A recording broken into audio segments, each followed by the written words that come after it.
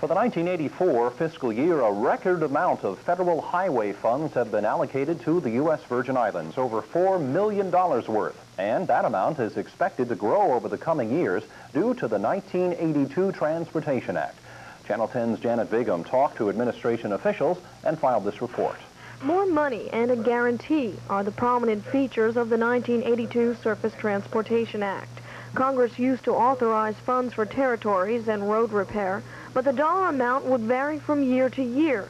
Any planning was pretty much guesswork.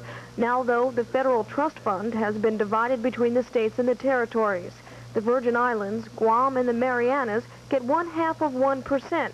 Last year, the Virgin Islands received its share, just over $3 million for road repair.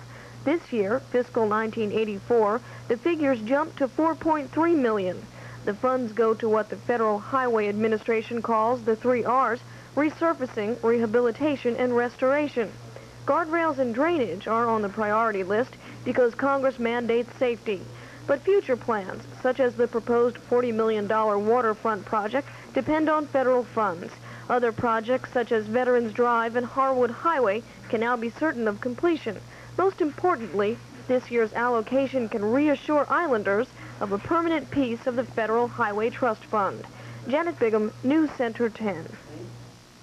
In other news this evening, the first meeting of the Citizens Advisory Committee for the Mangrove Lagoon Turpentine Run project will be held next Tuesday, January 10th, and that will be at the St. Thomas Legislative Conference Room beginning at 7:30.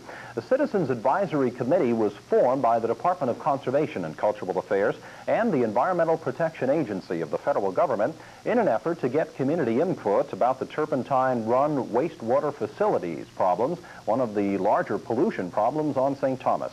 A public meeting to review and discuss the plan will be held the following night, January 11th, at the E. Benjamin Oliver School. That meeting begins at 7 p.m.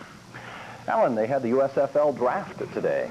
You know, that's true, Paige. Of course, the USFL now is 1 year old. Last year, we both should have went in and got in while the getting was good, because last year the USFL could have signed virtually anybody. Now they're getting a little bit picky and they're being very competitive with the NFL. We'll tell you more about who the USFL drafted in the early rounds a little bit today and a lot more in sports when we return.